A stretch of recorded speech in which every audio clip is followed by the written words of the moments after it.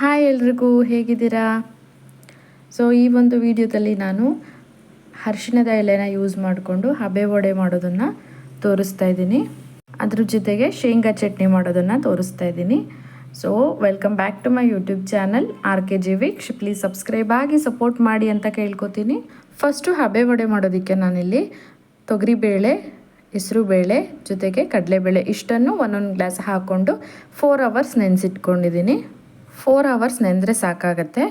So next ನಾನಿಲ್ಲಿ ಅರ್ಧ ಗ್ಲಾಸಷ್ಟು ಉದ್ದಿನಬೇಳೆನ ಸಪ್ರೇಟಾಗಿ ನೆನೆಸಿಟ್ಕೊಂಡಿದ್ದೀನಿ. ಯಾಕೆ ಸಪ್ರೇಟ್ ಅಂತ ಆಮೇಲೆ ಹೇಳ್ತೀನಿ. ಈಗ ಫಸ್ಟು ಮಿಕ್ಸಿ ಜಾರಲ್ಲಿ ಕಡಲೆಬೇಳೆ, ಹೆಸರುಬೇಳೆ ಮತ್ತು ತೊಗರಿಬೇಳೆ ಇಷ್ಟನ್ನು ಏನು ನೆನೆಸಿಟ್ಟಿದ್ದೀವಿ ಅಷ್ಟನ್ನು ಕೂಡ ನೀರು ಹಾಕ್ಕೊಳ್ದೆ ತರಿಯಾಗಿ ರುಬ್ಕೊಳ್ಬೇಕು. ನೀರು ಹಾಕೋ ಅವಶ್ಯಕತೆ ಇಲ್ಲ, ಯಾಕಂದರೆ ಅದು ನೆಂದಿರುತ್ತಲ್ಲ ಅದರಲ್ಲೇ ನೀರಂಶ ಇರುತ್ತೆ. ಸೊ ಎಲ್ಲನೂ ಕೂಡ ಹಾಗೆ ನೀರು ಹಾಕ್ಕೊಳ್ದೇ ರುಬ್ಕೊಳ್ಬೇಕು. ಲಾಸ್ಟ್ ರೌಂಡ್ ಹಾಕ್ಕೊಳ್ಳುವಾಗ 1 ಬೌಲಷ್ಟು ಬಾಂಬೆ ರವೆನ ಹುರ್ಕೊಂಡು ಸ್ವಲ್ಪ ನೀರು ಹಾಕ್ಕೊಂಡು ಗ್ರೈಂಡ್ ಮಾಡ್ಕೊಳ್ಬೇಕು. ತುಂಬಾ ನೀರು ಹಾಕ್ಕೊಳ್ಬಾರ್ದು. ನೆಕ್ಸ್ಟು ಉದ್ದಿನಬೇಳೆ ಗ್ರೈಂಡ್ ಮಾಡ್ಕೊಳ್ಳೋಣ.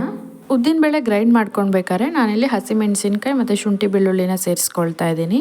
ಇನ್ ಕೇಸ್ ಪೇಸ್ಟ್ ಇದ್ದರೆ ಬರೀ ಹಸಿಮೆಣಸಿನ್ಕಾಯಿ ಹಾಕ್ಕೊಳ್ಬೋದು. ಉದ್ದಿನಬೇಳೆ ಒಂದು ಮಿಕ್ಸಿ ಜಾರಲ್ಲಿ ಹಾಕ್ಕೊಂಡು ಹಸಿಮೆಣಸಿನ್ಕಾಯಿ, ಶುಂಠಿ ಬೆಳ್ಳುಳ್ಳಿ ಎಲ್ಲನೂ ಜಾರಲ್ಲಿ ಹಾಕ್ಕೊಂಡು ಸ್ವಲ್ಪ ನೀರು ಹಾಕ್ಕೊಂಡು ಗ್ರೈಂಡ್ ಮಾಡ್ಕೊಳ್ಬೇಕು. ಸೊ ನೆಕ್ಸ್ಟು 2 ಈರುಳ್ಳಿ ಕಟ್ ಮಾಡಿ ಇಟ್ಕೊಂಡಿದ್ದೀನಿ ಚಿಕ್ಕದಾಗಿ. ಅರ್ಧ ಕಟ್ಟಷ್ಟು ಸಬಾಕ್ಷಿ ಸೊಪ್ಪು ಕಟ್ ಮಾಡಿ ಇಟ್ಕೊಂಡಿದ್ದೀನಿ. ಸ್ವಲ್ಪ ಕಾಯಿ ಪೀಸ್ ತೊಗೊಂಡಿದ್ದೀನಿ. ಸ್ವಲ್ಪ ಕರಿಬೇವು ಚಿಕ್ಕದಾಗಿ ಕಟ್ ಮಾಡಿ ಇಟ್ಕೊಂಡಿದ್ದೀನಿ. ಹಾಗೆ ಕೊತ್ತಂಬರಿ ಸೊಪ್ಪು ಕೂಡ ತೊಗೊಂಡಿದ್ದೀನಿ. ಸೊ ನಾವೇನು ಬೇಳೆಗಳನ್ನೆಲ್ಲ ಮಿಕ್ಸಿ ಮಾಡಿ ಇಟ್ಕೊಂಡಿದ್ವಿ ಅದಕ್ಕೆ ಇಷ್ಟನ್ನು ಹಾಕ್ಕೊಳ್ತಾ ಇದ್ದೀನಿ. ಸೊ ಶುಂಠಿ ಬೆಳ್ಳುಳ್ಳಿ ಪೇಸ್ಟ್ ಇದ್ದರೆ ಗ್ರೈಂಡ್ ಮಾಡ್ಕೊಳ್ಳುವಾಗ ಹಾಕ್ಕೊಂಡಿರೋಲ್ಲ, ಅದನ್ನು ಈಗ ಹಾಕ್ಕೊಳ್ಬೋದು. ರುಚಿಗೆ ತಕ್ಕಷ್ಟು ಉಪ್ಪು ಹಾಕ್ಕೊಳ್ತಾ ಇದ್ದೀನಿ. ಒಂದು ಚಿಟಿಕೆಯಷ್ಟು ಸೋಡಾ ಹಾಕ್ಕೊಳ್ತಾ ಇದ್ದೀನಿ. ಸೋಡಾ ಆಪ್ಷನಲ್ ಬೇಕಂದರೆ ಹಾಕ್ಕೊಳ್ಬೋದು, ಹಾಕ್ಕೊಂಡ್ರೆ ಸ್ಮೂತಾಗಿ ಬರುತ್ತೆ ಅಂತ ಅಷ್ಟೇ. ಈಗ ಎಲ್ಲನೂ ಚೆನ್ನಾಗಿ ಮಿಕ್ಸ್ ಮಾಡ್ಕೊಳ್ಬೇಕು. ನೋಡಿ ಮಿಕ್ಸ್ ಆಗಿದೆ ಇದು. ಇದನ್ನು ಚಿಕ್ಕದಾಗಿ ಈ ಥರ ಬಾಲ್ ಥರ ಮಾಡಿಟ್ಕೊಳ್ಬೇಕು. ಇದು ಅರಿಶಿಣದೆಲೆ ಆರೋಗ್ಯಕ್ಕೆ ತುಂಬ ಒಳ್ಳೆಯದು. ಸೊ ಇದೇನಾದರೂ ಇದ್ದರೆ ಇದಕ್ಕೋಸ್ಕರ ಅಂತಲೇ ಹಬೆ ವಡೆ ಮಾಡ್ತೀವಿ.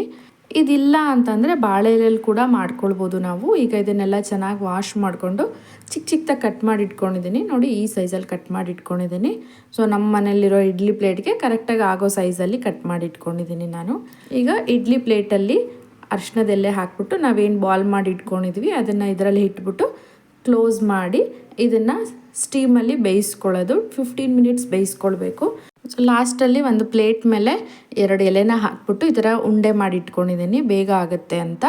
ಇದನ್ನು 15 ಮಿನಿಟ್ಸ್ ಸ್ಟೀಮಲ್ಲಿ ಬೇಯೋ ಅಷ್ಟರಲ್ಲಿ ಚಟ್ನಿ ರೆಡಿ ಮಾಡ್ಕೊಳ್ಳೋಣ.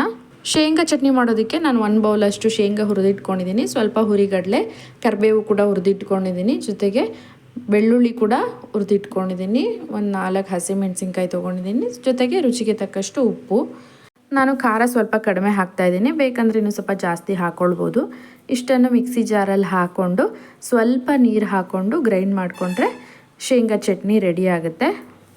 ಈಗ 15 ಮಿನಿಟ್ಸ್ ಆಗಿದೆ. ಹಬೆ ವಡೆ ಕೂಡ ರೆಡಿ ಆಗಿದೆ. ಬಿಸಿ ಬಿಸಿ ಹಬೆ ವಡೆ ಜೊತೆ ಶೇಂಗಾ ಚಟ್ನಿ ತಿನ್ನೋದಕ್ಕೆ ರೆಡಿಯಾಗಿದೆ. ಸೊ ಹೇಗಿತ್ತು ಇವತ್ತಿನ ರೆಸಿಪಿ? ಇಷ್ಟ ಆಯಿತು ಅನ್ಕೋತೀನಿ. ಸೊ ಇಷ್ಟ ಆಗಿದ್ರೆ ಲೈಕ್ ಮಾಡಿ, ಕಮೆಂಟ್ ಮಾಡಿ, ಹಾಗೆ ಸಬ್ಸ್ಕ್ರೈಬ್ ಆಗೋದು ಮಾತ್ರ ಮರಿಬೇಡಿ. Thank you for watching.